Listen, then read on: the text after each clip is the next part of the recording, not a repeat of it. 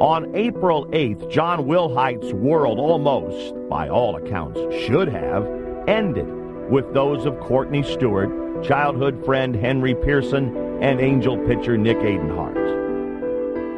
A van driven by a man who was allegedly drunk slammed into their car. Under the light of a full moon, heroes were discovered that night, producing a medical miracle no one could have imagined. When you have an injury that creates fatalities like this, where 3 of the passengers died, the prognosis for anyone else in the vehicle is grim because of the force of the impact had to be tremendous. When John arrived at UCI Medical Center, Dr. Netin Bhatia and his team discovered John's head had been displaced from his spine, a condition referred to grimly as internal decapitation. This is what it should look like, with the bottom of the skull sitting beautifully right on the bones. In John's case, because of the accident, the bottom of the skull lifted off and over the normal bone. This kind of injury, because it's so high in the neck and it's so unstable, you can kind of think of the skull sitting on the neck as like a big ice cream scoop sitting right on a cone. And so now that ice cream scoop is loose and literally just falling off. Dr. Bhatia, he told us the actual surgery he's performed many times, but not on somebody that has been internally decapitated. And he just made me feel so calm. Every day we do very complex surgery, but routine surgeries, things we do every day where you're stopping people from having pain, you're stopping people from having problems using their hands or arms. But a case like this, where you see somebody who comes in and you finish the surgery, and a month later they come to your office and they're walking and they're not supposed to, that truly defines why I went into this field. It's still hard for me to believe because I don't remember the day, and all I have is a scar from that surgery. So, I mean, it's really hard for me to believe, and it's hard for me to tell people. Sometimes I just tell them, "What happened to you?" "My head fell off." And that one doesn't go over too well. They start laughing, and I'm like, "Seriously? I was internally decapitated." And they're, "Oh, so sorry." Yeah, I'm definitely milking it. I have about fresh baked cookies every night, brownies, ice cream. I'm a strapping 160 pounds, 55 pounds. So the more I eat, the better. So I'm enjoying it. All right, you want to pick up the speed? Yeah.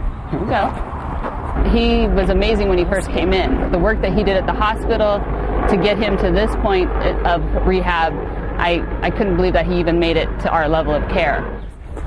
Off-roading. Yep, off-road here. Looking back at pictures and stuff, that's when I realized it. Or someone says, "Hey, you're making great progress," and they saw me a week before. That's when it's exciting. This is so smooth now. Yeah, it's gotten better.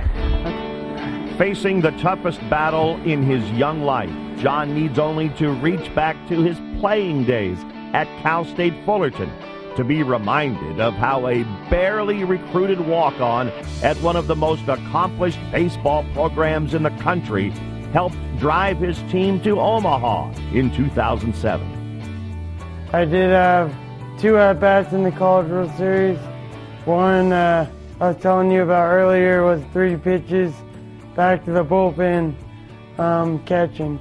But another was a base hit off closer, I believe, in the big leagues, Eddie Coons to the Mets, and got the 2 strikes.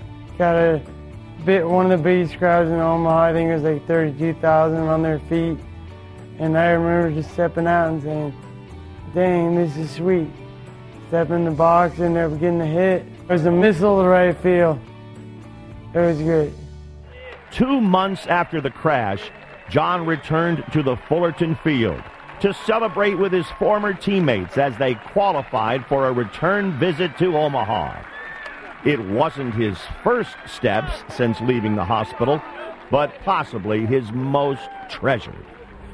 He knows what's ahead of him. He knows what he's a lot of pain and a lot of hard work he has to go through. But You know, even when I go see him, it's, how you doing?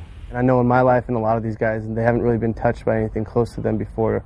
And this accident is kind of giving us a realization that, you know, you need to make smart decisions. The family carefully defines the event that took the lives of 3 of John's friends as a crash, not an accident. This isn't the first time they've faced such misery. 15 years earlier, 4 members of Betsy's family were killed by a drunk driver, shaking the family towards making a strong commitment against such behavior. Many people have drank and drove in some point in their life. John is not one of them. Never. Has never done it before. And that's one thing with this whole accident that's been so weird for us to deal with because of the family. We've always been so against it. You know, we always take cabs. We always have someone that's not drinking that will drive. So when this all happened, and then to have it be someone that was drinking and driving was just really hard for me to kind of deal with because we're so cautious about it. Oakland catcher Kurt Suzuki was a teammate of John's in the Titans' 2004 World Series title season. Kurt saw a lot of himself in John because John was also a catcher, and they were both walk-ons at Fullerton, and he always said he's the little brother I never had. You just couldn't help but just be happy when you're around the kid. I mean, he was always smiling, he was always in a good mood, he was a hard worker. The A's played the Angels in Anaheim the night of the crash, and immediately after, Kurt and his wife Renee set forth on a course to allow John to focus full-time on returning to full strength. The day that it happened, Kurt called me and he said, we got to do something. So we started brainstorming. It was that day, and we came up with the idea for the Fullerton auction, the online auction, the mystery ball, and the Oakland auction. It runs through the month of June, June 1st to the end of June. If you go to the Oakland Athletics homepage, there's an icon, and it says auction. It's in the top right corner. So if you click on that, you can see memorabilia and you can bid on it from Alex Rodriguez, Albert Pujols, Jonathan Papelbon, Ichiro Suzuki. The list is so long. Whether it's support, whether it's helping with the financial thing, or just being there for them, you know, you kind of want to do anything you can for them. But like I said earlier, anything we can do to help with the financial thing is going to be, you know, expensive. But you know, we're going to do whatever we can to help. Wow. Sweet. How nice is this? Wow. Just over a week ago, John stepped onto the field at Angel Stadium for the very first time. Dreams of doing so in a major league uniform still fresh, but now softened by the experience of standing tall next to the best in the game and his childhood hero, Mike Scioscia. Fine, we want to see you around here now, okay? You're not one of those Dodger fans, are you? You're not a Dodger fan, are you? Scioscia fan. I'm a Scioscia fan. Wait a minute. I'm going to get this straight right now. I'm an Angel. There you go. All right, that's what I want to know. One by one, the players were drawn to him. Initially, some may have come in hopes of feeling in some mystical way their former teammate, Nick Adenhart.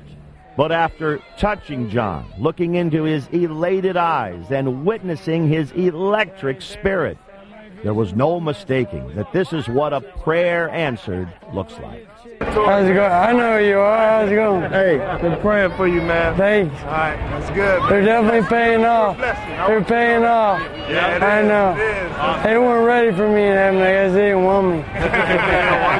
It was just like my baseball career. No one wanted me. If the toughest thing a parent will ever do is bury their child, then there may be no greater thrill for a dad than to experience Father's Day with a son who has defied the odds. Just 10 weeks earlier, John's life hung by a thread. Today, Tony and Betsy smiled together, knowing the worst is behind them, and every day hereafter will be a gift. Good Father's Day. Beth. This is unbelievable. I'm just being me and cards that I was dealt, and I just have to deal with them. And there's 2 ways you deal with them. You could pout and wither away and die, or you could be strong and just deal with it.